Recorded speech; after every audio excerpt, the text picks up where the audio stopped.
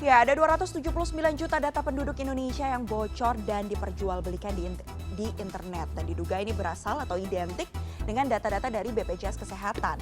Selain itu ada sejumlah contoh kasus, mulai dari data Dinas Dukcapil di 4 daerah, yakni Malang, Subang, Kota Bogor, dan Kabupaten Bekasi, juga bocor akibat situsnya diretas.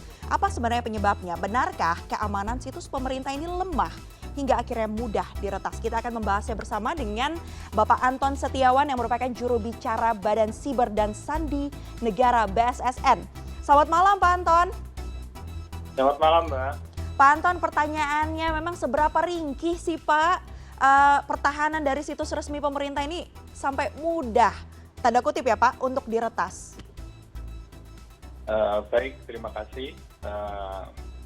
Perlu kami jelaskan bahwa kalau kita melihat profil kerentanan dari situs-situs pemerintah, secara umum di tahun 2020 kita sudah melaksanakan yang namanya IT Security Assessment gitu. Dari total 51 instansi kita lakukan assessment gitu dengan jumlah aplikasi sebanyak 161, maka dapat kerentanan di level yaitu 236 dan di level medium 278. Jadi masih sangat dari nilai 4 kita masih di level untuk pemerintah daerah dan pusat itu masih di level 2,5 Mbak. Oke, jadi dari skala 4, nilai tertingginya itu 2,5.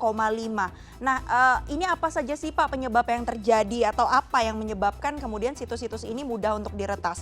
Kalau menurut informasi yang saya dapatkan nih Pak ya, dari Teguh Aprianto yang merupakan praktisi keamanan siber, ini menyatakan bahwa karena polanya biasanya untuk situs pemerintah ini dibuatnya berulang. Kemudian dibuatnya dengan vendor yang itu-itu saja. Apakah ini kemudian menjadi salah satu peluang atau salah satu celah untuk membuat situs pemerintah ini mudah untuk diretas, Pak? Iya, kalau kita melihat proses yang ada, dinamika yang ada, tuntutan dari transformasi digital memang menuntut institusi, semua institusi, khususnya institusi pemerintah, untuk memberikan layanan yang terbaik. Salah satu terobosannya adalah mereka membangun sistem informasi, berbagai macam aplikasi yang digunakan untuk mensupport terhadap layanan publik. Nah, pada pembangunan sistem inilah yang biasanya kita temukan gitu kan, prinsip-prinsip keamanan gitu kan, standar-standar yang ada itu seringkali diabaikan. Jadi karena tuntutan untuk membangun aplikasi secepat mungkin dan kemudian memberikan kepada dioperasikan untuk memberikan layanan kepada masyarakat, biasanya aspek-aspek keamanan menjadi di nomor 2-kan atau di nomor 3-kan. Ini yang kemudian membuat gitu kerentanan bagi berbagai macam aplikasi yang ada khususnya di instansi pemerintah. Dan sudah benar, banyak sekali karena keterbatasan dari SDM yang ada, maka banyak juga aplikasi-aplikasi ini yang dibangun melalui pihak ketiga. Sebetulnya tidak salah kita membangun melalui pihak ketiga, toh ini juga menghidupkan industri digital di Indonesia. Tetapi memang ketika membangun itu harus ada gitu kan pengawasan dan penerapan konsep-konsep keamanan dari awal. Itu yang kita lihat gap-nya terjadi di situ. Iya, tapi kalau kita bicara dengan fenomena ini, siapa Pak sebenarnya yang paling bertanggung jawab atas peretasan yang terjadi pada situs-situs pemerintah? Iya,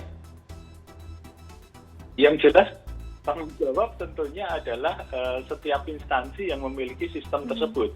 Karena menurut undang-undang dan undang-undang ITE dan kemudian PPPSTE, maka setiap penyelenggara sistem elektronik bertanggung jawab terhadap sistem elektroniknya. Jadi mereka dituntut untuk bisa menjalankan sistem elektronik tersebut secara handal dan aman, yaitu di pasal 3 dan 4. Bagaimana peran pemerintah, mana peran negara?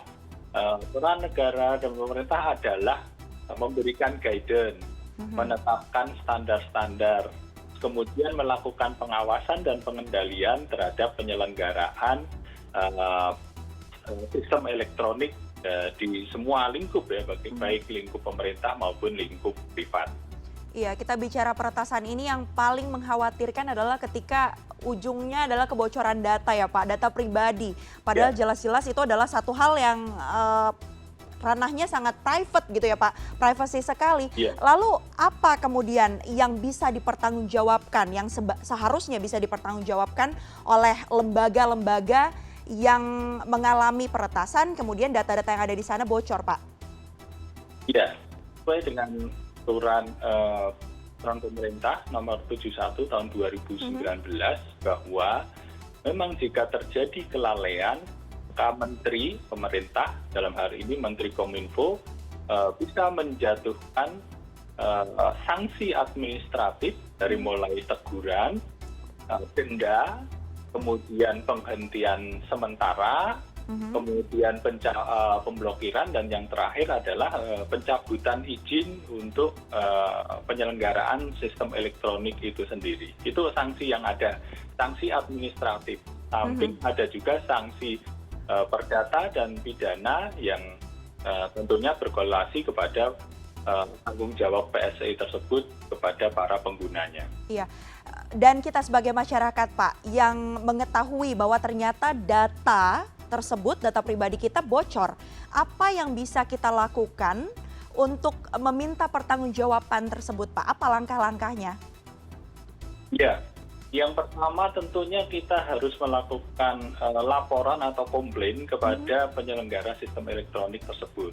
Ya, itu sudah diatur di dalam PPI PSTI bahwa setiap penyelenggara sistem elektronik harus menyediakan saluran pada penggunanya untuk melaporkan gitu ya. Kemudian setelah itu ada juga saluran yang dibuka di Kementerian Kominfo untuk melaporkan jika terjadi penyalahgunaan terhadap penyelenggaraan sistem elektronik. Memang pengawasan dan pengendaliannya, kewenangannya ada di menteri. Itu langkah-langkah yang bisa. Langkah terakhir, ya kita masyarakat jika merasa dirugikan bisa melakukan gugatan terhadap penyelenggara sistem elektronik tersebut. Itu dibenarkan dan ada di dalam Undang-Undang ITE maupun PPPSTI. Oke, berarti keberadaan UU RDP juga menjadi satu hal yang penting ya Pak ya untuk keamanan data?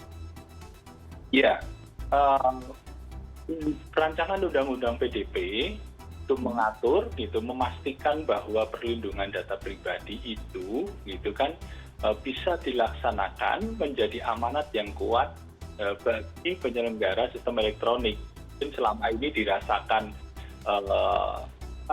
tuntutan perlindungan terhadap data yang diolah itu kurang, makanya PDP memberikan satu penekanan bahwa setiap penyelenggara sistem elektronik yang mengelola data pribadi harus menerapkan prinsip-prinsip perlindungan data pribadi secara ketat dan kuat. Baik, terima kasih banyak Pak Anton Setiawan sudah bergabung bersama kami malam hari ini di CNN Indonesia Connected. Perlu ada dan harus selalu dijaga ya perlindungan data pribadi setiap orang, karena lagi-lagi data itu adalah satu hal yang sifatnya privacy dan menjadi satu hal yang disalahgunakan jika kemudian bisa tersebar apalagi diperjualbelikan. Terima kasih banyak Pak Anton atas informasinya malam hari ini. Terima kasih, selamat malam. Selamat malam.